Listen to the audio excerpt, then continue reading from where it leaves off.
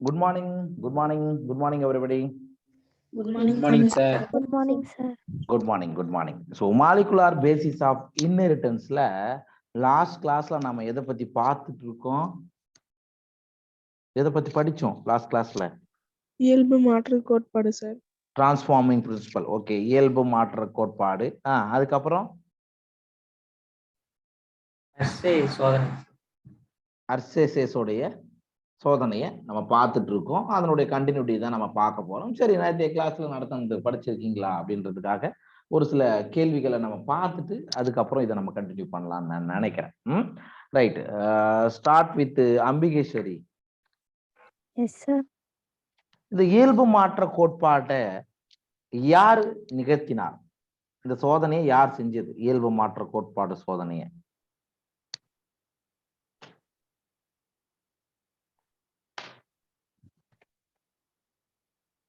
என்னம்மா?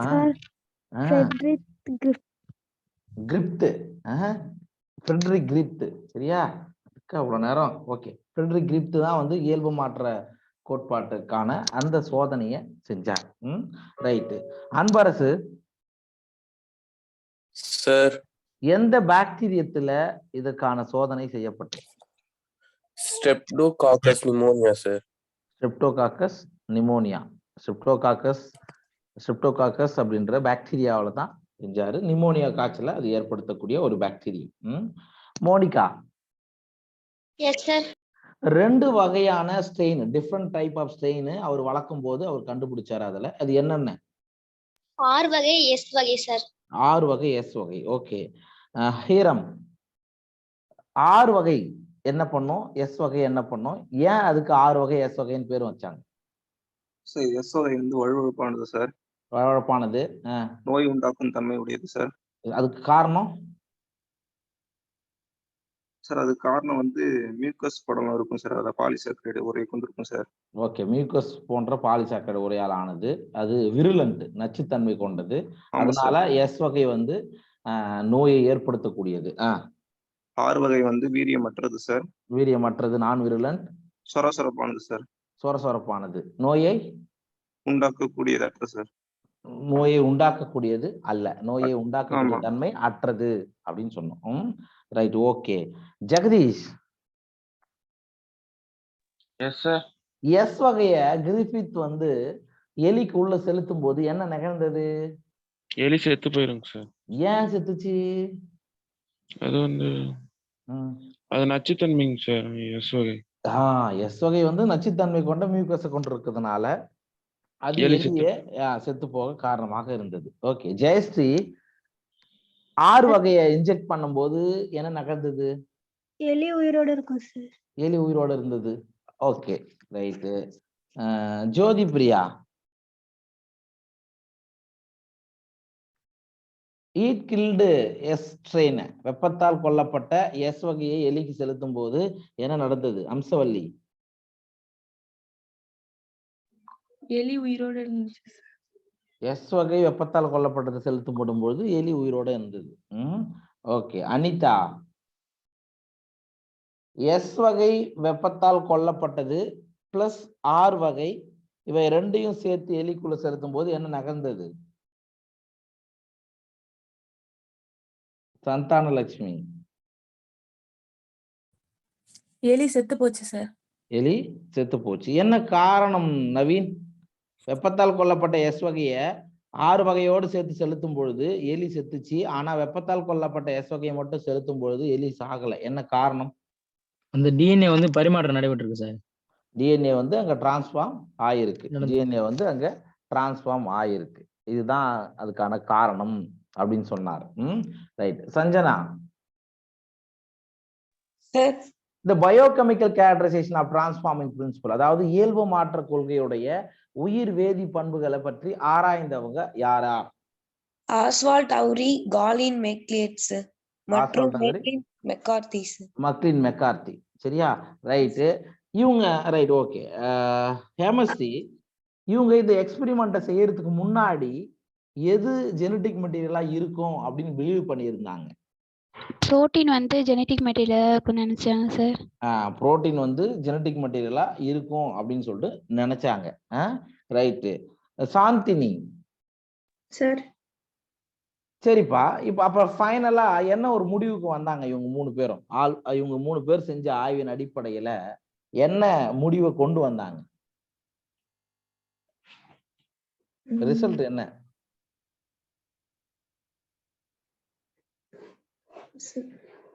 இல்லையா? Right. Selvamala. Yes sir. சொல்லுங்க. இவங்க பயோகெமிக்கல் மரபு பொருள் அப்படின்ற முடிவு பண்ணாங்க. டிஎன்ஏ தான் மரபு பொருள் அப்படின்ற ஒரு முடிவுக்கு வந்தாங்க. சரியா? ரைட். அடுத்தது நம்புறதா? Yes sir. ஆரண்யவை சிதைவடைய செய்யக்கூடிய நொதிக்கு பேர் என்ன? ஆரண்ய சார். ஆரண்யவா? அதுக்கு பேர் ஆரண்யவா? ஆரண்ய சார். ஆர்என்ஏஎஸ். ஓகே. புரதத்தை சிதைவடைய செய்வது எது பிரியதர்ஷினி?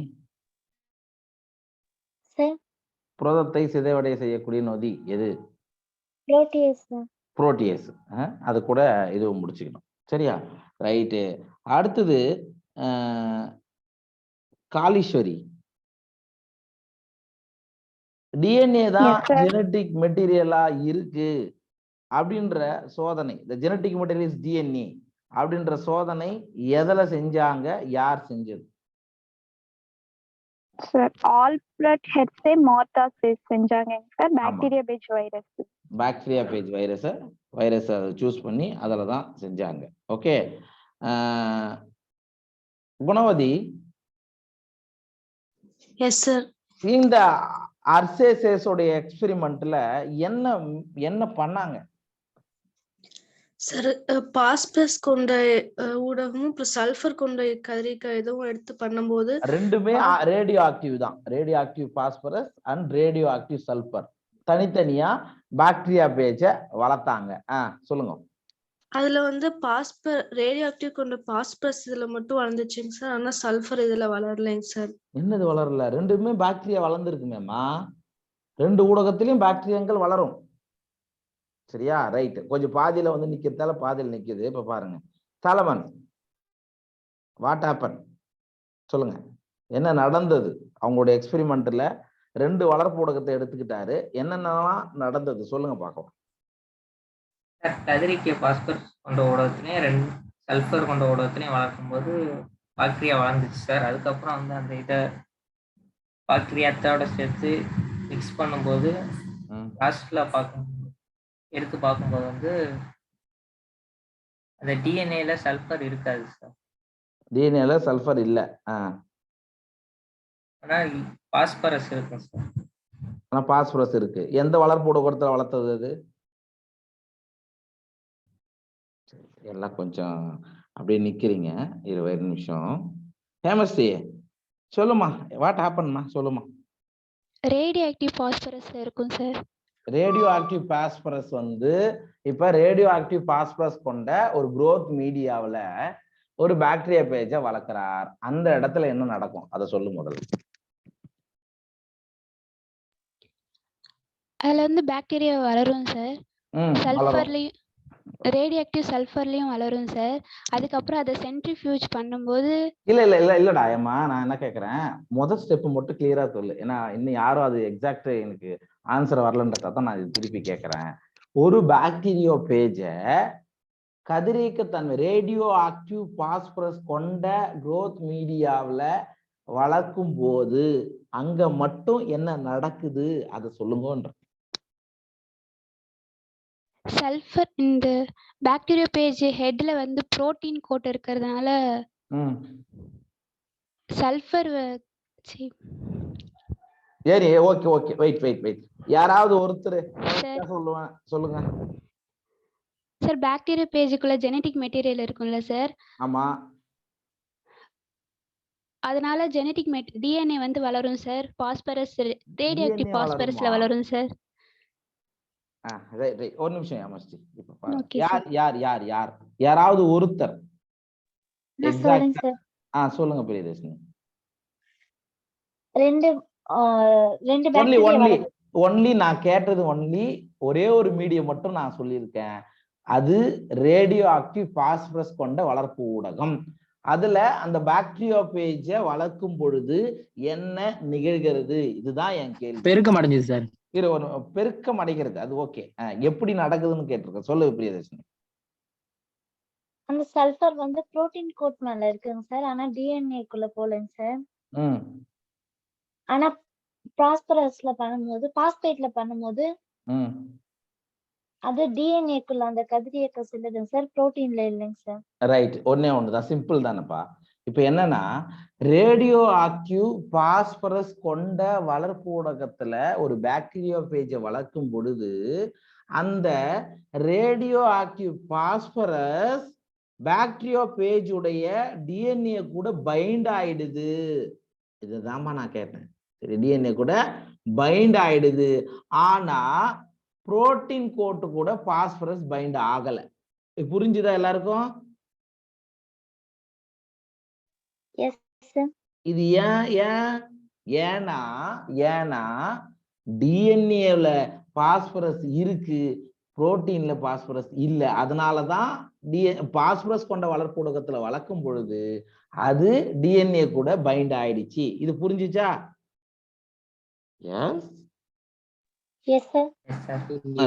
ரைட். அடுத்தது அதே மாதிரியான ஒரு பாக்டீரியா பேஜ சல்பர் கொண்ட வளர்ப்பு ஊடகத்துல வளர்க்கும் பொழுது, கதிரியக்க சல்பர் கொண்ட வளர்ப்பு ஊடகத்துல வளர்க்கும் பொழுது அந்த ரேடியோ ஆக்டிவ் சல்பர் ஆனது எதோட பைண்ட் ஆச்சு? பாக்டீரியா பேஜினுடைய புரோட்டீன் கோட்டோடு, புரத உரையோடு பைண்ட் ஆச்சு.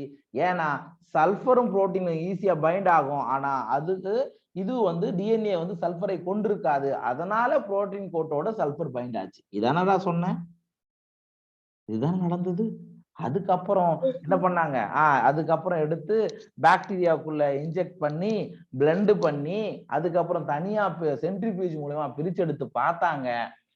இப்ப கதிரியக்க பாஸ்பரஸ் கொண்ட வளர்ப்பு ஊடகத்துல வளர்த்த அந்த மீடியத்துல இருந்து எடுத்து நம்ம சென்ட்ரிபியூஜ் பண்ணி பார்க்கும் பொழுது அதில் இருக்கக்கூடிய டிஎன்ஏக்கள் கதிரியக்கத்தன்மை கொண்டதாக இருந்தது.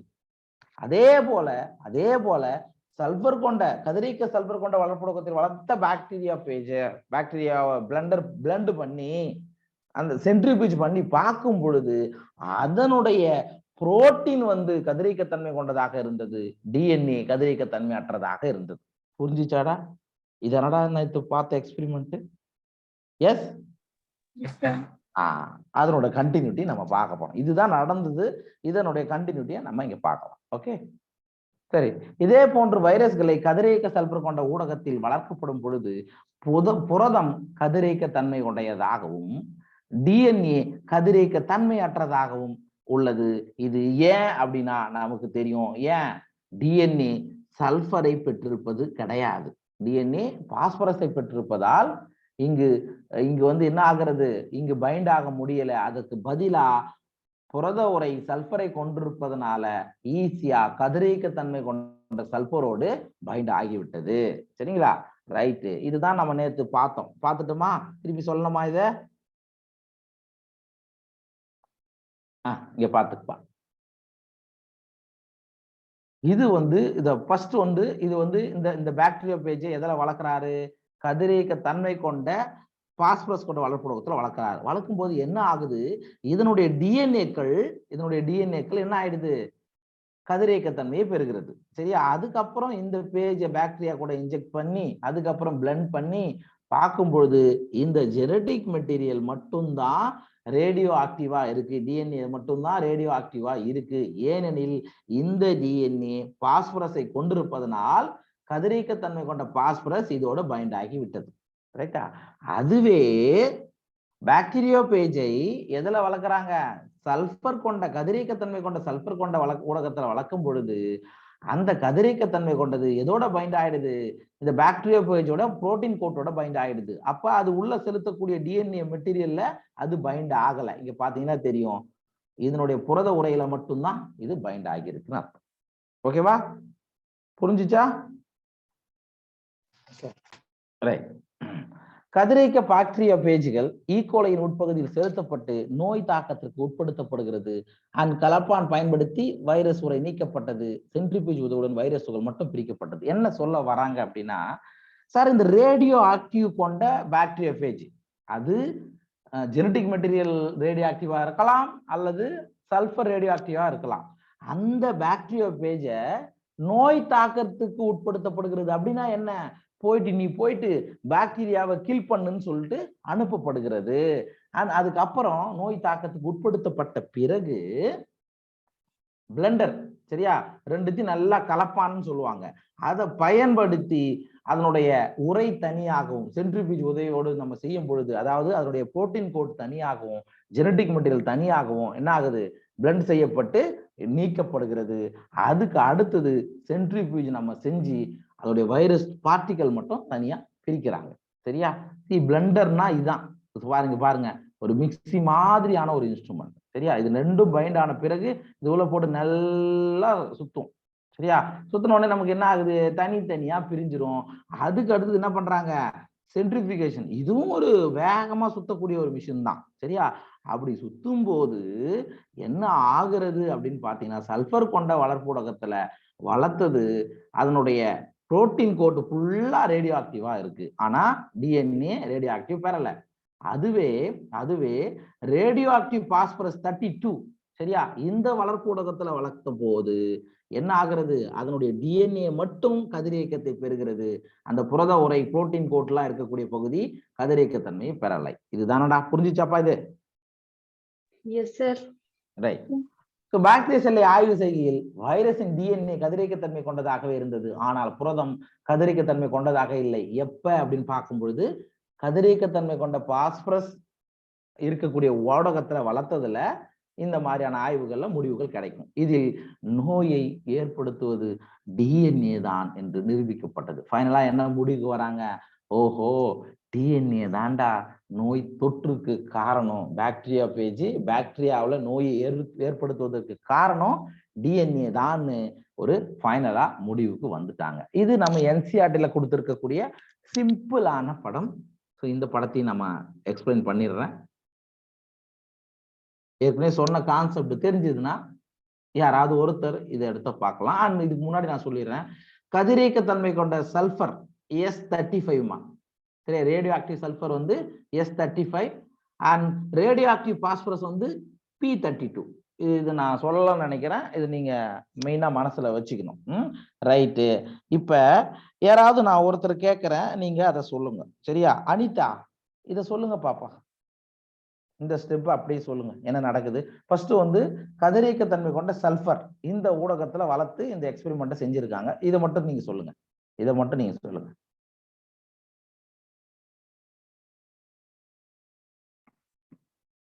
சஞ்சனா சொல்லுமா.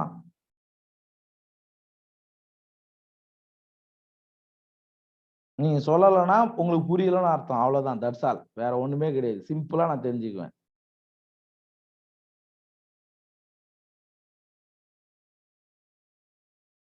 ஐயோ அவ்வளோ அமைதியா? இப்ப பாரு பிரியதர்ஷினி, இது வந்து கதிரியக்கத்தன்மை கொண்ட சல்பர் இந்த வளர்ப்புடகத்தை இந்த பாக்டீரியா பேஜை வளர்க்குறாங்க. அடுத்தடுத்த ஸ்டெப்ல என்ன நடக்குதுன்னு சொல்லு. 1 2 3 4 சொல்லுங்க. அந்த கதிரியக்கத்துல வளர்த்த பாக்டீரியா பேஜ் வந்து ஒரு பாக்டீரியா மேல உட்கார்ந்து அதுல இருக்கிற டிஎன்ஏ செலுத்துதுங்க சார். டிஎன்ஏ உள்ள செலுத்துது. பாக்டீரியா பேஜ் இது வந்து வைரஸ் பாக்டீரியாக்குள்ள டிஎன்ஏ உள்ள இன்ஜெக்ட் பண்ணுது, நோய் தொற்றுக்குள்ள ஆக்கிடுது. ரைட்டுங்க. அப்புறம் அடுத்த ஸ்டெப்ல அங்க டிஎன்ஏ அதுக்குள்ள செயல்படுதுங்க சார். அது டிஎன்ஏ அதுக்குள்ள உள்ள போயிடுது. டிஎன்ஏ உள்ள போயிடுது. ரைட்டு. அதுக்கு அடுத்த ஸ்டேஜ்ல வந்து அதோடைய சாதாரண டிஎன்ஏ தான் சார் இருக்கும். சல்பர் கதிரியக்க அது இருக்காதுங்க சார். ஏன்னா அது வந்து புரோட்டீன் கோட்ல இருக்கிறதுனால அந்த நோய் தொற்று பாக்டீரியால இல்லைங்க சார். அது அதாவது இதை எடுத்து பிளெண்ட் பண்ணி நம்ம ஃபைனலா பார்க்கும்போது மிதக்கும் பகுதியில் கதிரியக்கம் கண்டறியப்படவில்லை. அதாவது இது எங்க வளர்க்குறாங்க, சல்பர் கொண்ட வளர்ப்புடகத்துல வளர்க்கும் பொழுது எதுலதான் இருக்கும், எதுலதான் இது இன்கார்பரேட் ஆயிருக்குன்னு சொல்றேன், பைண்ட் ஆயிருக்கும். ஆமா, புரோட்டீன் உரையில மட்டும்தான் இருக்கும். சரியா, புரோட்டீன் உரையில மட்டும்தான் இருக்கும். அதாவது செல்களில் கதிரியக்கம் கண்டறியப்படவில்லை மீன்ஸ் இந்த இதுப்பா பாக்டீரியா செல்கள் இங்க சொல்றாங்க, நீங்க ஒன்றும் பிரச்சனை கிடையாது. ஓகே. அண்ட் மிதக்கும் பகுதியில் கதிரியக்கம் கண்டறியப்படவில்லை. மிதக்கும் பகுதியில அது கதிரியக்கம் இல்ல, ஒன்லி புரோட்டீன் கோட்ல மட்டும்தான் அங்க இருக்கு. சரியா, ரைட். அடுத்தது இங்க பாருங்க, பாஸ்பரஸ் கொண்ட வளர்ப்பு ஊடகத்துல கதிரியக்கத்தன்மை கொண்ட வளர்ப்பு ஊடகத்துல பாக்டீரியா பேஜை வளர்க்குறாங்க. என்ன ஆயிடுது, இந்த கதிரியக்கத்தன்மையை அடைகிறது. எது, டிஎன்ஏ வந்து கதிரியக்கத்தன்மையை அடைகிறது. இத பாக்டீரியாக்குள்ள உள்ள செலுத்தும் பொழுது அல்லது நோயை தொற்றை ஏற்படுத்தும் பொழுது என்ன ஆகுறது, இதுக்குள்ள உள்ள போயிடுது. அதுக்கப்புறம் என்ன ஆகுது, ரெண்டும் கலக்கப்படுகிறது. இதனுடைய ஜெனடிக் மெட்டீரியல் இதனுடைய ஜெனடிக் மெட்டீரியல்லாம் உள்ள நல்லா மிங்கல் ஆயிடும், நமக்கு ஆட்டோமேட்டிக்கா இருக்கும். அதுக்கப்புறம் நீங்க என்ன பண்றீங்க, சென்ட்ரிஃபியூகேஷன் பண்றீங்க. சரியா, சென்ட்ரிஃபியூகேஷன் பண்றீங்க. அண்ட் கதிரியக்கத்தன்மை கொண்ட செல்களில் கண்டறியப்பட்டது எங்க, இதுக்கு உள்ள. ஏன்னா இங்க வந்து வெளியில போயிடுச்சு கதிரியக்கம், புரோட்டீன் கோட்ல இருந்ததால இது வெளியே போயிடுச்சு. ஆனா இங்க உள்ள வந்துடுச்சு, டிஎன்ஏ உள்ள வந்த பிறகு பாஸ்பரஸ் இதுல பைண்ட் ஆயிருக்கிறதால கதிரியக்கத்தன்மை ஈஸியா கண்டறியப்பட்டது. அண்ட் மிதக்கும் பகுதியில் கதிரியக்கம் கண்டறியப்படவில்லை. மிதக்கும் பகுதினா என்னது, இது மிதக்கும், ஒரே நிமிஷம், ரேடியோ ஆக்டிவ் டிடெக்டட் இன் சூப்பர்நெட். இது தப்பு. இந்த இடத்துல இங்க வந்து கண்டறியப்பட்டதுன்னு புக்ல எழுதிங்க, என்ன கொடுத்துருக்கேன் பாருங்க, கண்டறியப்படவில்லை தான் இருக்கா? Yes sir. ஓ, மிகப்பெரிய மிஸ்டேக்ப்பா, மிகப்பெரிய மிஸ்டேக்.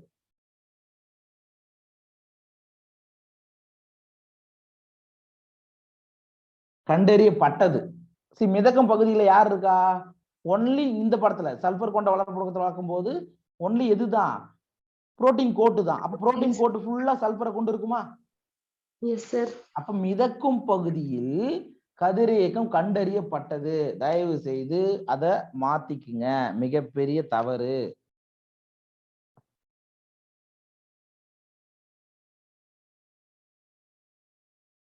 மாத்திட்டீங்களா அப்பா? சரி, அப்ப இங்க இங்க இது கரெக்டா கொடுத்துருக்கேன். இந்த இடத்த பாருங்க. அப்ப கதிரியக்க செல்களில் கண்டறியப்பட்டது. அப்ப கதிரியக்க செல்கள்லாம் எந்த செல்ல சொல்றாங்க, இதான் பாக்டீரியா தான் சொல்றாங்க, பாக்டீரியாவை தான் சொல்றாங்க. அப்ப பாக்டீரியாவுக்குள்ள யார் இருக்கா, டிஎன்ஏ இருக்கு. அந்த டிஎன்ஏ எல்லாம் என்ன இருக்கும், இந்த ரேடியோ ஆக்டிவ் பாஸ்பரஸ் 32 பைண்ட் ஆகிருக்கிறத கண்டுபிடிச்சாங்க. ஆனா புரோட்டீன் கோட் எல்லாம் சென்ட்ரிஃபியூஜ் பண்ணும்போது மேல மிதக்குது இல்ல, இதுல வந்து கதிரியக்கத்தன்மை இருக்கா, இருக்கா? நோ, கண்டறியப்படவில்லை. இப்ப புரிஞ்சுச்சா? இந்த இந்த என்சிஆர்ல கொடுத்திருக்கக்கூடிய இமேஜ் இப்ப புரியுதா உங்களுக்கு? யார் சொல்றா, யாராவது ஒருத்தர் சொல்லுங்க பார்க்கலாம், சீக்கிரம் சீக்கிரம் சொன்னா அடுத்த டாபிக் போயிடலாம். புரிஞ்சுதுன்னா சொல்லணும். சொல்லுமா. ஃபர்ஸ்ட் சல்பர் ஊடகம் எடுத்துக்கிறோம் சார். நீ சல்பர் மட்டும் சொல்லுமா, இன்னொருத்தருக்கு வந்து வேற வாய்ப்பு கொடுத்துலாம். சொல்லுங்க. அடுத்து பாக்டீரியா பேஜ் ஒன்று எடுத்துட்டு அது நோய் தொற்று உண்டாக்குறதுக்கு மாதிரி வச்சுக்கணும் சார். அதுல வளர்க்கறாரு, வேற ஒண்ணும் கிடையாது. அந்த வளர்ப்பு ஊடகத்துல வச்சு டிஎன்ஏ பொருள்கள் உள்ள போயிருதுங்க சார். உள்ள போய் அது களத்தில் ஏற்படுதுங்க சார். இல்ல பாப்பா, இங்க ஒரு நிமிஷம் பாப்பா, மறுபடியும் சொல்றேன். சல்பர் கொண்ட வளர்ப்பு ஊடகத்துல ஒரு பாக்டீரியா பேஜ வளர்க்குறாங்க. வளர்த்த உடனே என்ன ஆயிடுது, இந்த சல்பர் எது கூட பைண்ட் ஆயிடுது, யூஸ்வலா எது கூட பைண்ட் ஆயிடும், இந்த புரோட்டீன் கோட்டு இதோட உரையில பைண்ட் ஆயிடும். இத வந்து என்ன பண்றாங்க, ஒரு நோய் தொற்றுக்கு உட்படுத்துறாங்க. இதான் ஃபர்ஸ்ட் ஸ்டெப், நோய் தொற்றுக்கு உட்படுத்துறாங்க. அப்ப நோய் தொற்றுன்றது இது பாக்டீரியா, இது பாக்டீரியா, இது யாரு, இது யாரியா, பாக்டீரியோஃபேஜ் சார். வைரஸ். சரியா, நோய் தொற்றுக்கு இப்ப சொல்லு. அப்புறம் களத்தில் ஏற்படுத்துறாங்க சார், அது செயல்படுற மாதிரி இருக்கிறாங்க சார். பிளண்ட் பண்றாங்க, உள்ள போயிடுச்சு. அப்புறம் பிளண்ட் பண்ணோனே அந்த டிஎன்ஏ குள்ள வந்து கதிரியக்கம் போகலைங்க சார், ஏன்னா அதுல சல்பரோட எதுவுமே இல்லைங்க சார். இல்ல, டிஎன்ஏ வந்து சல்பரை கொண்டு இல்ல, அதனால அந்த கதிரியக்கத்தன்மை பெறல. வேற எங்க போச்சு, புரோட்டீன்ல வந்து சல்பர் வந்து இருக்கிறதுனால புரோட்டீன்ல போயிடும் சார். ஆமா, புரோட்டீன் கோட்ல. அப்ப மிதக்கக்கூடிய பகுதியில நீங்க போட்டு பிளண்ட் பண்ணும் பொழுது, சென்ட்ரிஃபியூஜ் பண்ணும் பொழுது இங்க செட்டில் ஆகிறது யாரு, அடியில செட்டில் ஆகுறது யாருப்பா? DNA sir. டிஎன்ஏ. மேல மிதக்கக்கூடியது யாரு? Protein sir. Protein coat. இப்ப சல்பர் கொண்ட வளர்ப்புடத்தை வளர்த்தும் பொழுது ரேடியோ ஆக்டிவ் எங்க இருந்தது? புரோட்டீன்ல சார். அவ்வளவுதான்ப்பா, ரேடியோ ஆக்டிவ் இங்க இருக்கு, இதுல நோ ரேடியோ ஆக்டிவ். முடிஞ்சுச்சா? அப்ப மிதக்கும் பகுதியில் கதிரியக்கம் கண்டறியப்பட்டது, புரோட்டீன் கோட் இங்கதான் இருக்குது, சென்ட்ரிபியூஜ் பண்ணி பார்க்கும்போது இங்க கிடந்தது. ஓகேவா? ரைட், ஓகே, தேங்க்யூ நம்புறதா? அது இது யார் சொல்றது? கதிரியக்க தன்மை கொண்ட பாஸ்பரஸ்ல வேற ஒருத்தங்க சொல்லுங்க.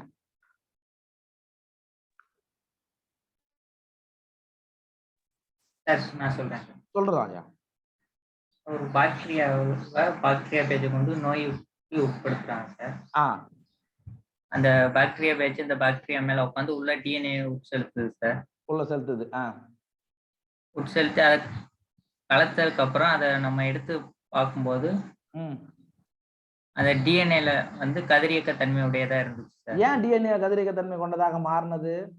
இது பாஸ்பரஸ் உடனால, டிஎன்ஏ பாஸ்பரஸ் கொண்டுள்ளதுனால அது டிஎன்ஏ கதிரியக்க தன்மையுடையதா. Very good. டிஎன்ஏ வந்து பாஸ்பரஸை கொண்டிருக்கிறது, அதனால நம்ம பாஸ்பரஸ் கொண்ட வளர்ப்புடத்தில் வளர்த்தும் பொழுது இது கூட ரேடியோ ஆக்டிவ் பைண்ட் ஆயிடுச்சு. ஓகே, அடுத்தது லாஸ்ட் ஸ்டெப் சொல்லுங்க. அதுக்கப்புறம் புரோட்டீன் தான் சார் மிதக்கும் பகுதி, அதனால புரோட்டீன் மிதக்கும் பகுதியில கதிரியக்கம் இல்லை. மிதக்கும் பகுதியில நோ ரேடியோ ஆக்டிவ், சரியா? ஆனா எங்க மட்டும் இருந்தது? செல்கள் மீன்ஸ் இந்த பாக்டீரியா செல்கள் ஜெனடிக் மெட்டீரியல் டிஎன்ஏ இருக்கக்கூடிய பகுதிகளில் கதிரியக்கத்தன்மை பெற்றிருந்தது. இது எல்லாருக்கும் புரிஞ்சிச்சு தானடா? இதுதான்டா அர்சேசேஸ் உடைய சோதனை. இது ஃபைனலா அவங்க என்ன சொல்ல வந்தாங்க?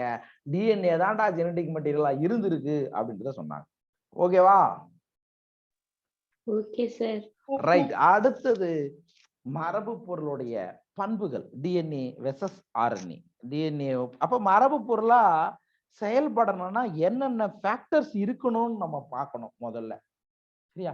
சார், டிஎன்ஏவும் ஜெனடிக் மெட்டீரியல்ல தான் இருக்கு, ஆர்என்ஏவும் ஜெனடிக் மெட்டீரியல்ல தான் இருக்கு. பெரும்பாலான வைரஸ்கள்ல யார் ஜெனடிக் மெட்டீரியலா இருக்குன்னு நம்ம படிச்சோம்? ஆர்என்ஏ தான். டிஎன்ஏ ரேர் கண்டிஷன் தான், சரியா? சரி, பெரும்பாலான விலங்குகள்ல எது ஜெனடிக் மெட்டீரியலா இருக்கு? சரி, அப்ப டிஎன்ஏ பெருசா ஆர்என்ஏ பெருசா மோதி பார்த்துக்கலாம். Okay, right. சோ மரபு பொருளாக இருப்பது புரதமா அல்லது டிஎன்ஏவா என்ற விவாதத்திற்கு டிஎன்ஏ தான் மரபு பொருள் என அர்சேசேஸ் செய்த சோதனை முடிவில் நிரூபிக்கப்பட்டது. ஆகவே டிஎன்ஏ தான் மரபு பொருள், சரியா? முதல்ல இதுக்கு முன்னாடி வந்து ஒரு பிரச்சனையே வந்தது, புரோட்டீனா மரபு பொருள், டிஎன்ஏவா மரபு பொருள்னு ஒரு பிரச்சனை வந்த போது அர்சேசேஸ் செய்த எக்ஸ்பெரிமெண்ட் மூலமா டிஎன்ஏ தான்டா ஜெனடிக் மெட்டீரியலா செயல்படுகிறது அப்படின்றத நிரூபிச்சாங்க. Sir, புரதம்னா ஆர்என்ஏவா sir? என்னடா கேள்வி இது? அம்மா, டிஎன்ஏவும் ஆர்என்ஏவும் ஜெனடிக் மெட்டீரியல்மா. புரதம்ன்றது அது கூட பைண்டா இருக்கிறதுமா. புரதம் எப்படிமா ஆர்என்ஏவா மாறும்? நீ அந்த உங்களுக்கு கான்செப்ட் புரியலன்னு அர்த்தம். புரோட்டீன்ன்றது எங்க இருக்கும்னு நான் படிச்சேன். இப்பதான் டிஎன்ஏ படிச்சோம். டிஎன்ஏ வந்து நிறைய ஃபோல்ட் ஆயிருக்கும், அது கூட இருக்கிறதான புரோட்டீன் சொன்னோம். புக்ல வந்து மரபு பொருளாக இருப்பது புரதமா அல்லது டிஎன்ஏவா என்ற விவாதம் கொடுத்துருந்துச்சுங்க சார், அதாங்க சார் கேட்பேன். ஆமா ஏமா ஆர்என்ஏ, ஐயோ நீ வந்து ஒண்ணுதாம்மா. நான் சொல்ற விதம் என்னன்னா, புக்ல என்ன கொடுத்துருக்காங்க, ஒரு விவாதம் வந்தது. என்ன விவாதம் வந்தது? புரதம் ஜெனடிக் புரதம் வந்து நோய் தொற்றை ஏற்படுத்துகிறதா அல்லது இப்ப இவரு கிரிபித் செய்த சோதனை என்ன சொல்லு பாப்போம். நீ கிரிப்த் ஒரு எக்ஸ்பெரிமெண்ட் செஞ்சாரு, என்ன செஞ்சாரு சொல்லு?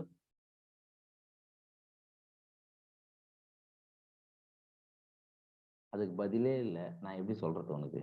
இங்க பாருமா, கிரிப் செய்த சோதனையில வெப்பத்தால் கொல்லப்பட்ட எஸ் வகையில் இருந்து ஆறு வகைக்கு ஏதோ ஒண்ணு டிரான்ஸ்பர் ஆகிருக்கு, அதனாலதான் எலி செத்துதுன்னு சொன்னாரா? ஆமாங்க சார். செத்துனாரா? அப்ப என்ன நினைச்சாங்க, அவர் வந்து சொல்லல டிஎன்ஏ தான் நோயை ஏற்படுத்துகிறதா, புரதம் நோயை ஏற்படுத்துகிறதா, ஆர்என்ஏ நோயை ஏற்படுத்துகிறதான்னு அவரு எதுவும் சொல்லலப்பா. அதுக்கப்புறம் வந்து அர்சேசேஸ் என்ன பண்ணாங்கன்னா, டிஎன்ஏ மரபு பொருளா செயல்படுகிறதா அல்லது பயோகெமிக்கல் கேரக்டரைசேஷன் செய்யறாங்க. சரியா? உள்ள வந்து அப்ப எது அங்க வந்து நோய் தொற்று ஏற்படுத்துதுன்னு செஞ்சு பார்க்கும்போது டிஎன்ஏ தான் மரபு பொருளாக செயல்படுகிறதுன்னு சொல்றாங்க. புரியுதா? இப்பவும் புரியலையா உனக்கு? புரியுதுங்க சார். அப்ப ஆர்என்ஏ வந்து அது தனிப்பா. ஆர்என்ஏவும் மரபு பொருளா இருக்கு. ஆனா ஆர்என்ஏ மரபு பொருளா செயல்படுக்குதான்னு யாரும் எக்ஸ்பெரிமெண்ட் செஞ்சு நம்ம புத்தகத்துல கொடுக்கல. புரியுதா? S sir. இந்த பீரியான்னு கேள்விப்பட்டிருக்கியா தம்பி? சொல்லுங்க பார்க்கலாம். பீரியான்கள் அப்படின்னா என்ன? அது வைரஸ். வைரஸா பாக்டீரியாவா? பீரியான்னா என்னப்பா ராஜா?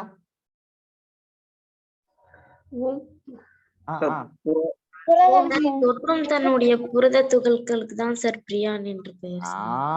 வெரி குட் ஜோதி பிரியா. நோய் தொற்று, அதாவது நோயை உண்டாக்க வல்ல புரத துகள் பீரியான். அப்ப புரோட்டீன் கோட்டு கூட நோயை ஏற்படுத்தும். கரெக்டா? கரெக்டா இல்லையா? பீரியான்னாவே நோயை ஏற்படுத்த வல்ல புரத துகள் பீரியான். பீரியான் அதுவும் நம்ம எப்போ படிச்சிருக்கோம்னா பயாலஜிக்கல் கிளாசிபிகேஷன் லெசனை போய் பாருங்க. பீரியான்னா என்ன, வீரியான்னா என்ன, வீராய்டுனா என்ன அப்படின்னு. இந்த இடத்துல இவங்க டிஎன்ஏ மரபு பொருளா இருக்கா புரோட்டீன் மரபு பொருளா இருக்கா அப்படின்னு சோதனை செஞ்சு பார்த்தாங்க. யாரு? அர்ச்சேசேஸ். ஆனா அவங்களோட முடிவுல டிஎன்ஏ தான் மரபு பொருள் நிரூபிச்சாங்க. இருந்தாலும் சில வைரஸ்கள் எதை மரபு பொருளாக பெற்றிருக்கின்றன? ஆர்என்ஏவை மரபு பொருளாக பெற்றிருக்கின்றன. அப்ப ஆர்என்ஏ கூட மரபு பொருளா இருக்கலாமா? டிஎன்ஏ கூட இருக்கலாமா அப்படின்னு. அப்ப ஆர்என்ஏ மரபு பொருளாக கொண்டிருக்கக்கூடிய உயிர்கள் எதுன்னு பார்க்கும் பொழுது டொபாக்கோ மொசைக் வைரஸ். என்னது? Tobacco mosaic virus and QB bacteriophage, பாக்டீரியாவை கொல்லக்கூடிய வைரஸ். சோ இவைகள்லாம் எதை மரபு பொருளாக கொண்டிருக்கின்றன? எதை மரபு பொருளாக கொண்டிருக்கின்றன? இங்க பாத்துக்கோ, கியூபி பாக்டீரியோபேஜ். இது முக்கியம். சரி, ரைட். மரபு பொருளாக செயல்படும் மூலக்கூறுக்கான இயல்புகள். சார், ஒரு ஜெனட்டிக் மெட்டீரியலா இருக்கணும்னா என்னென்ன மாதிரியான கேரக்டரிஸ்டிக்ஸ் இருக்கணும், என்னென்ன கிரைட்டீரியா இருக்கணும்? சரியா? என்னென்ன கிரைட்டீரியா இருக்கணும் பார்க்கலாமா? ரைட். முதல் கிரைட்டீரியா ரெப்ளிகேட் ஆகணும். அதாவது ரெட்டிப்படைய வேண்டும். ரெட்டிப்படைதல்னா என்னடா அர்த்தம்? ரெப்ளிகேஷன் என்னடா சொன்னேன்? டிஎன்ஏ நகல் எடுக்கிறது சார். டிஎன்ஏ நகல் எடுத்தல். அப்ப ஒரு ஜெனடிக் மெட்டீரியல், அது டிஎன்ஏவா இருக்கட்டும் ஆர்என்ஏவா இருக்கட்டும், அது என்ன ஆகணும்? ரெப்ளிகேட் ஆகணும். அப்படி இருந்தாதான் எந்த ஜெனடிக் மெட்டீரியல் ரெப்ளிகேட் ஆகுதோ அதுதான் genetic material. Very good genetic material. ரைட்டா? அதுக்கு அடுத்தது அமைப்பு மற்றும் வேதியியலின் அடிப்படையில் நிலையானதாக இருந்தாலும் it should be stable chemically as well as structurally. அதோடைய ஸ்ட்ரக்சர் அடிப்படையிலும் சரி, அது இருக்கக்கூடிய வேதித்தன்மை அடிப்படையிலும் தெரியும். அது எப்படி இருக்கணும்? ஸ்டேபிளா இருக்கணும், மாற்றங்களுக்கு உட்படக்கூடாது அப்படின்னு சொல்றாங்க. அப்படி இருந்தா தாண்டா அது வெரி குட் ஜெனடிக் மெட்டீரியல். ஓகேவா? அண்ட் மூணாவது, பரிணாமத்தின்படி மெதுவான மாற்றங்களுக்கு உட்பட வேண்டும். It should provide the scope for slow changes that are required for evolution. இப்ப நம்ம படிக்கிறோம், ஒட்டகச்சிவிங்கி கழுத்து ஏன்டா நீண்டுச்சுன்னா ஏன் நீண்டுச்சுன்னு சொன்னாரு லமார்க் தானே? என்ன ஏன்டா நீண்டுச்சுன்னு சொன்னாரு? அது மரத்துல இருந்த இலையெல்லாம் எட்டி ஆமா, அது அப்ப அங்க வந்து என்ன ஆயிருக்கு? அதுல இருக்கக்கூடிய ஜெனடிக் மெட்டீரியல்ல, இட் மீன்ஸ் டிஎன்ஏல கொஞ்சம் கொஞ்சமான மாற்றங்களுக்கு உட்பட்டு என்னவா ஆயிருச்சு? அந்த மாதிரி உயரமா மாறிச்சு. அந்த மாதிரி நான் ஒரு எக்ஸாம்பிளுக்கு சொல்றேன். அந்த மாதிரி எவால்யூஷன்ல நம்ம சூழல்ல ஏற்படக்கூடிய மாற்றங்களுக்கு பெருசாலாம் டிஃபரன்சியேஷன் காமிக்க கூடாது, மெதுவா மாற்றங்களுக்கு உட்படணும். அப்படி உட்பட்டாதான் அது வெரி குட் ஜெனடிக் மெட்டீரியல். ஓகேவா? புரியுதா? அண்ட் ஃபோர்த் பாயிண்ட், மெண்டலின் பண்புகளை தானாக வெளிப்படுத்த வேண்டும். It should be able to express itself in the form of Mendelian character. Mendelian characterல நம்ம பார்த்தோமேடா. என்னடா சொன்னாரு? மெண்டலியன் கேரக்டர்ல என்ன ஆகுது? மெண்டலியன் கேரக்டர்னா என்னன்னு சொல்லுங்க. சார் தாவரங்கள்ல இருக்கிறது இல்லைங்க சார், அதுவாங்க சார்? இல்லப்பா, ஜெனரலா மெண்டல் இப்ப நம்ம குரோமோசோம் எப்படி பிரியுதுன்னு ஒண்ணு காமிச்சாருங்கல்லப்பா. குரோமோசோம் மெண்டலியன் கேரக்டர்ஸ்னா அதுதான். ஒரு தலைமுறையிலிருந்து அடுத்த தலைமுறைக்கு ஒன்னு பிரியுது, அதுக்கப்புறமா வந்தவங்க தான் அது குரோமோசோம் இதெல்லாம் சொன்னாங்கல்ல, அதெல்லாம் யாரோட கேரக்டர்? மெண்டலுடைய கேரக்டர். மெண்டலின் கேரக்டர்ஸ்னா அதுதான். அப்போ ஒரு ஜெனட்டிக் மெட்டீரியல்ன்றது அடுத்த தலைமுறைக்கு போகும்போது சரியா பிரியணும். சரியா? அதுதான் மெண்டலின் கேரக்டரை எக்ஸ்பிரஸ் பண்ணணும்னு சொல்றோம். ஸோ இந்த 4 கேரக்டரும் ஃபுல்ஃபில் பண்ணாதாண்டா அது ஜெனட்டிக் மெட்டீரியல். இல்லைன்னா அது ஜெனட்டிக் மெட்டீரியலாக செயல்பட முடியாது. இந்த 4 பாயிண்ட் புரிஞ்சுதா? Yes sir. நியூக்ளிக் அமிலங்கள் நேரடியாக இரட்டிப்படையும் தன்மையை பெற்றிருக்கின்றன. ஃபார் எக்ஸாம்பிள்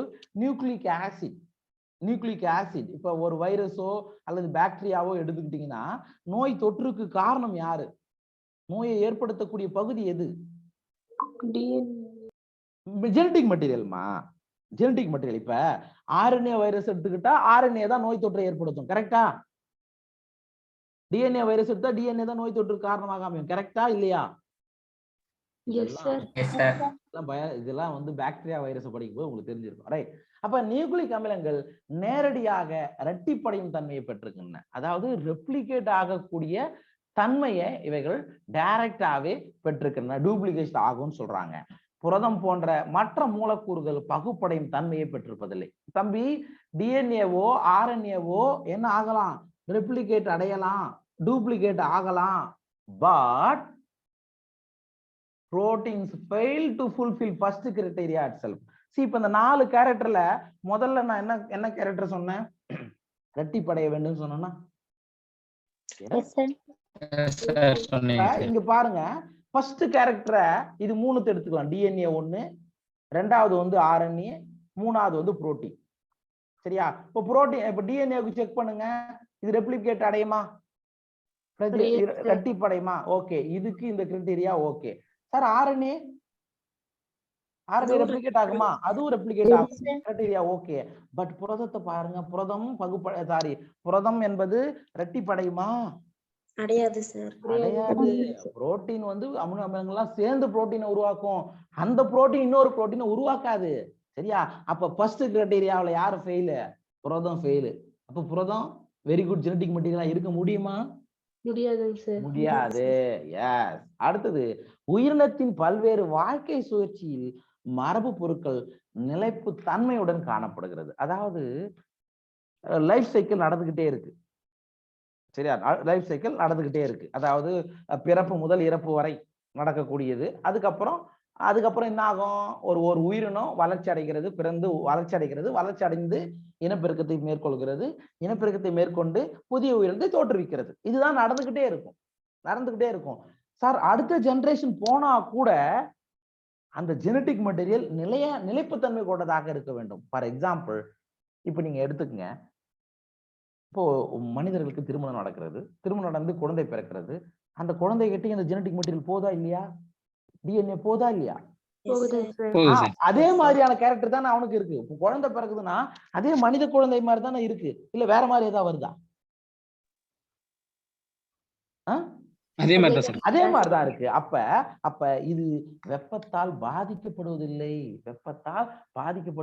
ஏதாவது ஒருத்தன் சூசைட் பண்ணிக்கிட்டானா டிஎன்ஏ டெஸ்ட் எடுப்பாங்க. பாத்துக்கிறீங்களா? இப்ப ஒண்ணு இல்லடா, இந்த நம்ம நீலகிரியில ஒரு இன்சிடென்ட் நடந்து, என்ன இன்சிடென்ட் நடந்து தெரியுமா? நீலகிரி வெல்லிங்டன் ராணுவ மையத்துக்கு ஒரு இன்சிடென்ட் நடந்து, யாராவது சொல்ல முடியுமா? சார், அதுல வந்து ராபின் பிபின் வந்து இறந்துட்டாரு சார். யார் பேர் என்ன சொன்னீங்க? பிபின் ராவத். ஆமா, பிபின் ராவத் இறந்துட்டாருங்க. எத்தனை பேர் போனாங்க, இறந்தாங்க? சார், ஒரு 13 பேரோ. என்ன எப்படி? ஆனா ஒரு ஹெலிகாப்டர் பிளாஸ்ட் நடந்தது. என்ன நிறைய பேருக்கு தெரியல இந்த கான்செப்ட். இந்த ஜெனரல் ஒரு ஹெலிகாப்டர் விபத்து, அந்த வெலிங்டன் ராணுவ பள்ளிக்கு அவர் வந்து அங்க வந்து வரும் பொழுது அவங்க போன ஹெலிகாப்டர் சுற்றுச்சூழல் மாறுபாடு காரணமாக சிக்னல் கட் ஆகி ஹெலிகாப்டர் விழுந்து வெடிச்சு சிதறியது. எல்லாருக்கும் தெரிஞ்சிருக்கு. ரைட்டா? கிட்டத்தட்ட 10 பேர் 11 பேர் கிட்ட இறந்தாங்க. அப்ப அவங்க எப்படிதான் கண்டுபிடிச்சாங்க இது இவரோட உடல் தான்? எப்படி கண்டுபிடிச்சாங்க? அப்ப வெப்பத்தால் கொல்லப்பட்ட பிறகும் அது நிலைப்பு தன்மையுடையதாக இருக்க வேண்டும். அதுதான் ஜெனடிக் மெட்டீரியல். அதுதான் வெரி குட் ஜெனடிக் மெட்டீரியலா திகழ வேண்டும். அப்ப DNA very good genetic material ஒத்துக்கிறீங்களா நீங்க? ஆமாங்க சார். அவ்வளவுதான். இதான் மேடம். சரி, அப்ப ரெண்டாவது கிரைட்டீரியாவுக்கு பாருங்க, கெமிக்கலி அண்ட் அதே போல ஸ்ட்ரக்சரலி ஸ்டேபிளா இருக்கணும். அப்ப வெப்பத்தால் பாதிக்கப்படக்கூடாது அப்படின்றத சொல்ல வராங்க. Okay right. மூணாவது, ஆர்என்ஏவின் ஒவ்வொரு நியூக்ளியோடைடிலும் இரண்டாவது பகுதி 2 OH தொகுதி செயல்படும் தொகுதியாக உள்ளது. இது ஆர்என்ஏவை நிலையற்றதாகவும் எளிதில் சிதைவுறும் தன்மை கொண்டதாகவும் மாற்றுகிறது. மேலும் ஆர்என்ஏ வந்து வினைக்குயாக செயல்பட்டு வினையாற்றுகிறது. தம்பி அடுத்த பாயிண்ட்டுக்கு வந்துட்டாங்க. இப்ப சார் முதல்லயே ஃபர்ஸ்ட் பாயிண்ட்ல புரோட்டீன் அடிச்சு தெரித்தியாச்சு, நீ வேலைக்கு ஆக மாட்ட, நீ ஓடிடு. அடுத்து 2 பேர் தான் இருக்கிறாங்க. யாரு? டிஎன்ஏக்கும் ஆர்என்ஏவுக்கும் தான் போட்டி. யாரு வெரி குட் ஜெனடிக் மெட்டீரியல்னு? இவங்க 2 பேருக்கும் தான் போட்டி. ஆனா அதுல வரும்பொழுது தம்பி ஆர்என்ஏவுடைய ஸ்ட்ரக்சர் நமக்கு ஏற்கனவே தெரியும்டா. இங்க படம் கொடுத்துருக்கேன் நான். சரியா? ஆர்என்ஏவுக்கு டிஎன்ஏவுக்கு வித்தியாசமே நான் என்னன்னு சொன்னேன், ரெண்டாவது கார்பன்ல OH தொகுதி யாருக்கு இருக்கும்? ஆர்என்ஏக்கு சார். ரிபோ சுகர்ல. ஆனா டிஆக்சி சுகர்ல எது இல்ல? டிஆக்சி ரைபோ சுகர்ல ஆக்ஸிஜன் இல்ல சார். அது இருக்காது. அப்ப என்னன்னா ஆர்என்ஏவில் இருக்கக்கூடிய நியூக்ளியோடைட்ல எடுத்து பார்க்கும் பொழுது அந்த ரிபோஸ் சர்க்கரையில இங்க பாருங்க, 2வது கார்பன்ல ஒரு OH தொகுதி, 3வது கார்பன்ல ஒரு OH தொகுதி இருக்கிறது. இது அந்த ஆர்என்ஏவை நிலையற்றதாகவும் எளிதில் சிதைவுறும் தன்மை கொண்டதாகவும் மாற்றி விடுகிறது. ஈஸியா என்ன ஆகும்? அன்ஸ்டேபிள் கண்டிஷனுக்கு கொண்டு போய் விடுகிறது. அதாவது 2 OH group present at every nucleotide in RNA is a reactive group and makes RNA labile and easily degradable. மேலும் ஆர்என்ஏவானது வினையூக்கியாக செயல்பட்டு ஆனா இந்த ஆர்என்ஏ நிறைய வினைகள்ல வினையை ஊக்கப்படுத்துவதற்கு ஒரு காரணியாக செயல்படுகிறது. இது புரியுதா இந்த பாயிண்ட்? அப்ப ஒரு கேள்வி வரலாம்டா, வினையூக்கியாக செயல்படுவது எது? டிஎன்ஏ, ஆர்என்ஏ, புரதம், இவற்றில் எதுவும் இல்லை. எது? டிஎன்ஏ வினையூக்கியாக எப்போதும் செயல்படாது. ரைட். டிஎன்ஏவானது ஆர்என்ஏவை விட வேதிப்பண்பின் அடிப்படையில் குறைவாக வினைபுரிவையாகும் அமைப்பின் அதிக நிலைப்புத்தன்மை கொண்டதாகவும் உள்ளது. தம்பி இங்க பாருங்க, அடுத்து டிஎன்ஏக்கு வராங்க. டிஎன்ஏவானது ஆர்என்ஏவை விட வேதிப்பண்பு அடிப்படையில் குறைவாக வினைபுரிபவை. சார் இது வந்து கேட்டலிட்டிக் பவர் டிஎன்ஏவுக்கு கிடையாது சார். கேட்டலிட்டிக் பவர் டிஎன்ஏவுக்கு கிடையாது. அப்போ ஆர்என்ஏவை விட குறைவாக வினைபுரிவாக இருக்கு. ஆனா ஸ்ட்ரக்சரலினா 2வது கார்பன்ல அங்க என்ன இல்ல? ஆக்சிஜன் இல்லாததால ஆர்என்ஏவை விட எது அதிகமான நிலைப்புத்தன்மை கொண்டதாக இருக்கிறது? DNA. Therefore DNA chemically is less reactive but structurally more stable when compared to RNA.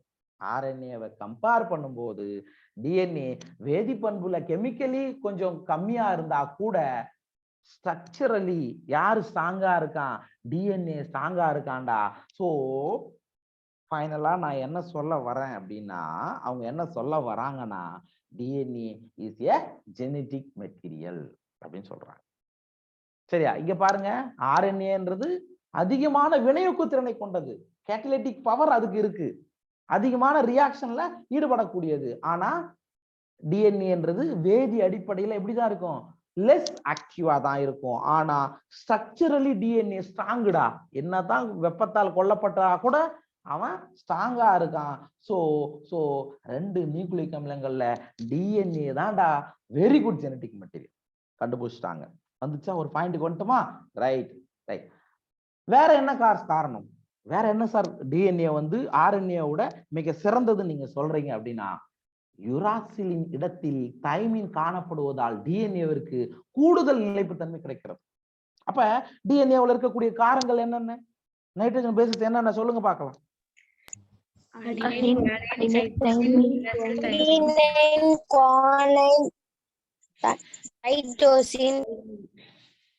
Right. யாரோ ஒருத்தர் நடுவுல யுராசில் சொன்னீங்க. Adenine, guanine, cytosine, thymine. இது டிஎன்ஏக்கு. அதுவே ஆர்என்ஏவுக்கு எடுத்து பார்த்தீங்கன்னா அடினைன், குவானைன், சைட்டோசின், யுராசில். ஓகேவா? நீங்க என்ன சொல்ல வராங்க?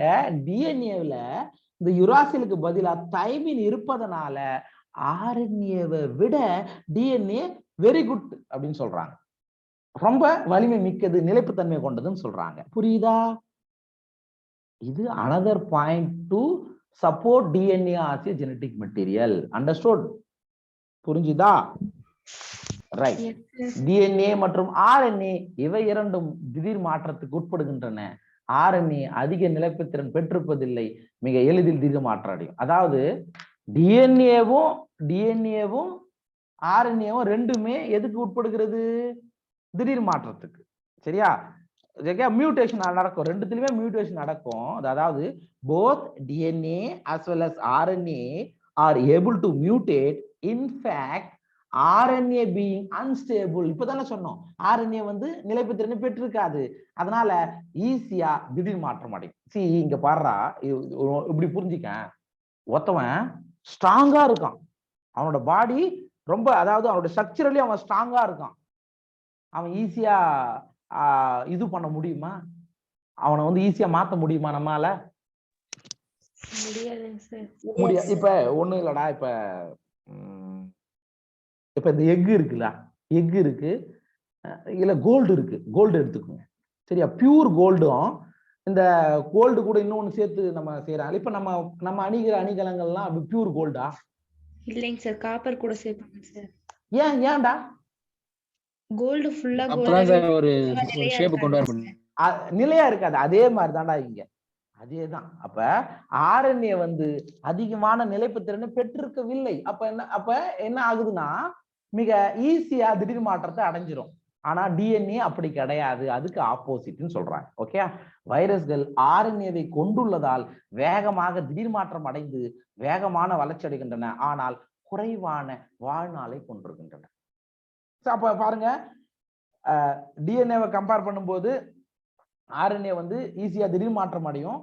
பொதுவா இந்த ஆர்என்ஏ பெரும்பாலான வைரஸ்கள்ல, அதிலும் குறிப்பா தாவர வைரஸ்கள்ல ஆர்என்ஏ தான் ஜெனடிக் மெட்டீரியலா இருக்கும். ஈஸியா என்ன ஆயிடும்? ஈஸியா மியூட்டேட் அடையும். அண்ட் இவைகள் பொதுவா குறைவான வாழ்நாளை கொண்டிருக்கின்றன. எதுலாம் ஆர்என்ஏ ஜெனடிக் மெட்டீரியலா இருக்கோ அதனுடைய லைஃப் ஸ்பேன் வந்து என்ன இருக்கும்? ரொம்ப கம்மியா இருக்கும். ஈஸியா அடுத்தடுத்த இதுக்கு மாறிக்கினே இருக்கும். அவ்வளவுதான் வித்தியாசம். Okay sir. ஹெச்ஐவிலயும் ஆர்என்ஏ தானே சார் மரபு பொருளா இருக்கும்? எதலமா? ஹெச்ஐவி இல்லையே, டிஎன்ஏ தான் இருக்குமாங்க சார்? அது அனிமல் வைரஸ் இல்ல? ஆமாங்க சார். போய் பாரு, அது டிஎன்ஏ இருக்கா ஆர்என்ஏ இருக்கான்னு போய் செக் பண்ணிப்பார். ஓகே, அங்க ரிவர்ஸ் டிரான்ஸ்கிரிப்ஷன் என்ற ப்ராசஸே நடக்கும். அதை பாரு, நடத்தும் போது சொன்னேன். ஆர்என்ஏக்கள் நேரடியாக புரத உற்பத்தி சங்கேதங்களை கொண்டுள்ளதால் எளிதாக பண்புகளை வெளிப்படுத்துகின்றன. அதாவது நமக்கு தெரியும், டிஎன்ஏவில இருந்து ஆர்என்ஏவா இன்ஃபர்மேஷன் எடுத்துட்டு போறார். சரியா? அப்ப டைரக்டா புரத உற்பத்தி சங்கேதங்களை கோடான்களை கொண்டிருப்பதால எளிதாக அது என்ன ஆகுது? பண்புகளை வெளிப்படுத்துங்க. RNA can directly code for the synthesis of proteins, hence can easily express the characters. ஆனா டிஎன்ஏக்கள் புரத உற்பத்திக்காக ஆர்என்ஏக்களை ஆனா இன்னொரு டிராபேக் பாரு, டிஎன்ஏ கிட்ட டிஎன்ஏ டைரக்டா அந்த அமினோ அமிலத்துக்கான கோடான்களை கொண்டிருக்குமா? கொண்டிருக்காது. டிஎன்ஏல இருந்து ஆர்என்ஏ அப்ப டிஎன்ஏ யாரை டிபெண்ட் பண்ணிருக்கான்? ஆர்என்ஏவை டிபெண்ட் பண்ணியிருக்கான். சரியா? ஆர்என்ஏவை சுற்றியே புரதமானது உருவாக்கப்படுகிறது. சரியா? அப்ப புரோட்டீன் சிந்தசிஸ்க்கு மெயினா எதை டிபெண்ட் பண்ணிருக்குன்னா RNA. the protein synthesis machinery has evolved around RNA. ஓகே, மேற்கண்ட விளக்கத்தின்படி டிஎன்ஏ மற்றும் ஆர்என்ஏ இவை இரண்டும் மரபொருளாக செயல்படுகிறது. ஆனால் ஆர்என்ஏவை விட டிஎன்ஏ அதிகமான நிலைப்புத்தன்மை கொண்டது. ஆதலால் டிஎன்ஏவானது மரபு பொருளை சேமித்து வைப்பதில் முக்கிய பங்கு வகிக்கிறது. அவ்வளவுதான்டா. ஃபைனலா ஒரு ரிசல்ட்டுக்கு வந்துட்டாங்க. The above discussion indicate that both RNA and DNA can function as genetic materials, but DNA being more stable is preferred for storage of genetic information. அப்ப ஒரு தலைமுறையிலிருந்து அடுத்த தலைமுறைக்கு அந்த மரபு தகவல்கள் ஸ்டோர் பண்ணி வைக்கிறதுல யாரா பெஸ்ட்னா டிஎன்ஏ தான்டா best. Because DNA is highly stable, more stable. DNA அதிகமான நிலைப்புத்திறனை கொண்டிருக்கிறது. இது தாண்டா அதுக்கு காரணம். சரியா? பட் மரபு தகவல்களை பரிமாற்றம் செய்வதற்கு, சரியா, ஜெனடிக் இன்ஃபர்மேஷனை என்ன பண்ணுது, பரிமாற்றம் செய்வதற்கு ஆர்என்ஏ மிக சிறந்ததாக கருதப்படுகிறது. ஆனா நிலைப்புத்திறனுடைய அடிப்படையில டிஎன்ஏ தான் மிக சிறந்ததாக கருதப்படுகிறது. இந்த பாயிண்ட ஞாபகம் வச்சுக்கோங்க. ரைட்டு. டிஎன்ஏவுக்கும் ஆர்என்ஏவுக்கும் என்ன சார் வித்தியாசம், என்ன சார் வித்தியாசம், அதை நம்ம இங்க பார்க்கலாமா? ரைட். டிஎன்ஏ அதிக நிலைப்புத்தன்மை கொண்டது சொன்னோமா, இதனாலதானே நம்ம இது பெஸ்ட்னு சொன்னோம். டிஎன்ஏக்கு வந்து ஸ்டெபிலிட்டி பவர் வந்து ரொம்ப ரொம்ப அதிகம், அதிக நிலைப்புத்தன்மை கொண்டது. அதுவே ஆர்என்ஏவுக்கு எது கம்மி, நிலைப்புத்தன்மை குறைவு, நிலைப்புத்தன்மை குறைவாக இருக்கும். அடுத்தது ஈரிழை அமைப்பு கொண்டது டிஎன்ஏ. டிஎன்ஏ வந்து ஸ்ட்ரக்சர் எப்படி இருக்கும், டபுள் ஹெலிகல் ஸ்ட்ரக்சர் படிச்சிருக்குமா, இப்படி இருக்கும். ஆனா ஆர்என்ஏ அப்படி கிடையாது, எப்படி இருக்கும், ஓர் இழை அமைப்பு கொண்டது, சிங்கிள் ஸ்டாண்டர்ட். ஓகேவா? அடுத்தது டிஆக்சி, இங்க பாத்துங்க ரிபோஸ்னு மாத்திக்குங்க, ஸ்பெல் மிஸ்டேக்.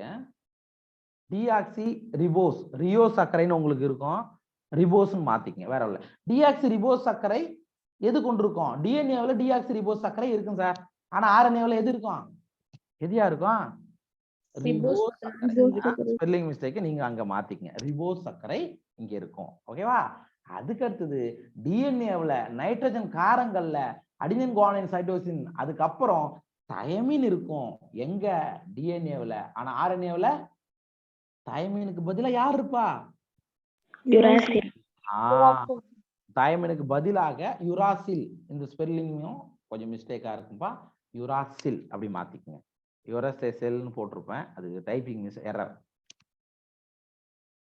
யுராசில் காணும். ஓகேவா? புரிஞ்சுச்சா டிஎன்ஏக்கும் ஆர்என்ஏக்கும் என்னடா டிஃபரன்சியேஷன்? அப்ப இந்த இதெல்லாம் படிச்சா கூட ஏன்டா எதுரா best material, genetic material DNA தான் ஜெனடிக் மெட்டீரியல். யாருக்காவது டவுட் இருக்கா, இது வரைக்கும் பார்த்ததுல? ரைட். அடுத்தது ஆர்என்ஏ உலகம். ரைட். ஆர்என்ஏவை நாம பத்தி பார்க்கலாம் சார். ஆர்என்ஏ வந்து என்ன சார்? ஆர்என்ஏ தான் ஃபர்ஸ்ட் ஜெனடிக் மெட்டீரியல். அதாவது இதுக்கு முன்னாடி ஆர்கி பாக்டீரியங்கள்லாம் படிச்சோமா? Yes sir. ஆர்கி பாக்டீரியங்கள் முதல்ல இந்த உலகத்துல தோன்றியது ஆர்கி பாக்டீரியங்களும் படிச்சிருப்பீங்க. அது ஒரு ஜெனடிக் மெட்டீரியல் யாருன்னா ஆர்என்ஏ தான், ribosomal RNA. 16S ribosomal RNA அடிப்படையில தான் பாக்டீரியாவுக்கும் ஆர்கி பாக்டீரியாவுக்குமே டிஃபரன்சியேஷனை கண்டுபிடிச்சிருப்பாங்க. அப்ப ஆர்என்ஏக்கள் தான் இந்த உலகத்துல ஃபர்ஸ்ட் ஜெனடிக் மெட்டீரியல். ஆர்என்ஏவில் இருந்துதான் வாழ்வின் முக்கிய செயல்பாடுகள் பரிணாமம் அடைந்துள்ளன என்பதற்கான போதுமான ஆதாரங்கள் தற்போது இருக்கின்றன சார். ஆர்என்ஏவில் இருந்து தாண்டா அடுத்தடுத்த பரிமாற்றத்தின் அடிப்படையில டிஎன்ஏக்கள்லாம் தோன்றி இருக்கு அல்லது எவால்வ் ஆயிருக்கு அப்படின்றதுக்கான நிறைய எவிடன்ஸ் இருக்கு. என்னென்னா மெட்டபாலிசம், வளர்ச்சிதை மாற்றம். புரோட்டீன் சிந்தசிஸ் என்பது ஒரு வளர்ச்சிதை மாற்றம் தானப்பா? ரைட். மொழிபெயர்ப்புனா என்னது, டிரான்ஸ்லேஷன். எம்ஆர்என்ஏ அமினோ ஆசிடை ப்ரொடியூஸ் பண்ணி புரோட்டீனை உருவாக்குறது தான் மொழிபெயர்ப்பு.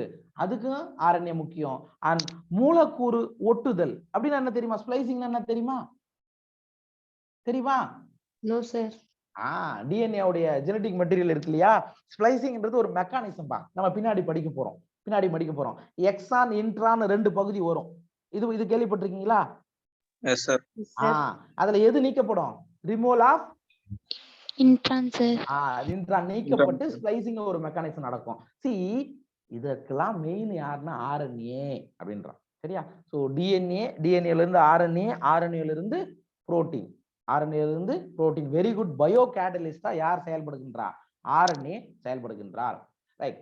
ஆர்என்ஏ மரபு பொருளாக இருப்பதோடு மட்டுமல்லாமல் வினையூக்கியாகவும் செயல்படுகிறது. இப்பதான் நம்ம சொன்னோம், ஆர்என்ஏ வந்து சில வைரஸ்கள்ல ஜெனடிக் மெட்டீரியலா இருக்கு. அதே சமயத்துல ஒரு பர்டிகுலர் பயோகெமிக்கல் ரியாக்ஷனுக்கு கேட்டலிஸ்டாகவும் இருக்கிறது. சரியா? RNA use to act as a genetic material as well as catalyst. அதாவது சில முக்கிய உயிர் வேதி வினைகள் ஆர்என்ஏ வினையூக்கின் மூலமே வினையூக்கப்படுகிறது, புரத நொதிகளால் ஊக்குவிக்கப்படுவதில்லை. அதாவது என்ன சொல்றாங்க, there are some important biochemical reaction in living system that are catalyzed by RNA catalase and not by protein enzyme. அதாவது என்ன சொல்றாங்கன்னா, ஒரு முக்கியமான பயோகெமிக்கல் ரியாக்ஷன் நம்ம உடம்புல நடக்குது, அதுக்கு யாரு பயோ கேட்டலிஸ்டா செயல்படுறான்னா ஆர்என்ஏ. அதே மாதிரி புரத நொதிகளும் இருக்கு. ஆனா புரத நொதிகளை கம்பேர் பண்ணும்போது முக்கியமான உயிர்வேதி வினைகள்ல ஆர்என்ஏ வினையை ஊக்குவிக்கிறது, கேட்டலிஸ்டா இருந்து வினைய ரியாக்ஷனை வேகப்படுத்துகிறது அப்படின்னு சொல்றோம். ரைபோசைம் ஆர்என்ஏ வினையூக்கியாக இருந்த போதிலும் நிலையானதல்ல. இதே கான்செப்ட் தான்டா திருப்பி திருப்பி சொல்ல வராங்க. வேற ஒன்றும் இல்லை. டிஎன்ஏ தான் ஸ்டேபிளா இருந்தது, ஆர்என்ஏ ஸ்டேபிளா இல்ல. ஆனா ஆர்என்ஏ வினையூக்கி ஆகிறது, ரைட்டா? ஆனால் டிஎன்ஏவானது ஆர்என்ஏவில் இருந்து பரிமாற்றம் அடைந்து பல வேதிய மாற்றங்களுக்கு உட்பட்டு மிகவும் நிலைத்த தன்மை அடைந்திருக்கிறது. என்ன சொல்ல வராங்க ஃபைனலா? The DNA has evolved from RNA with chemical modification that make it more stable. சரியா? அப்ப ஆர்என்ஏவில் இருந்து தாண்டா அடுத்தடுத்த பரிணாம மாற்றங்களுக்கு உட்பட்டு டிஎன்ஏ உருவாகி இருக்கு. ஆனா ஆர்என்ஏவை விட டிஎன்ஏ அதிகமான நிலைப்பு தன்மையை கொண்டிருந்தது. இதனாலதான் நம்ம டிஎன்ஏவை வெரி குட் ஜெனடிக் மெட்டீரியல்னு சொல்றோம், ஆர்என்ஏவை வெரி குட் கேட்டலிஸ்ட்னு சொல்றோம். ஓகேவா? புரிஞ்சுச்சா இது வரைக்கும் பார்த்தது? Yes, sir. Any doubt? Yes, sir. No, sir. புரிஞ்சு சார். ரைட்ரா தம்பி. ஓகே, நெக்ஸ்ட் கிளாஸ் வந்துடுங்க. Okay, thank you so much. Thank you sir. Thank you, sir.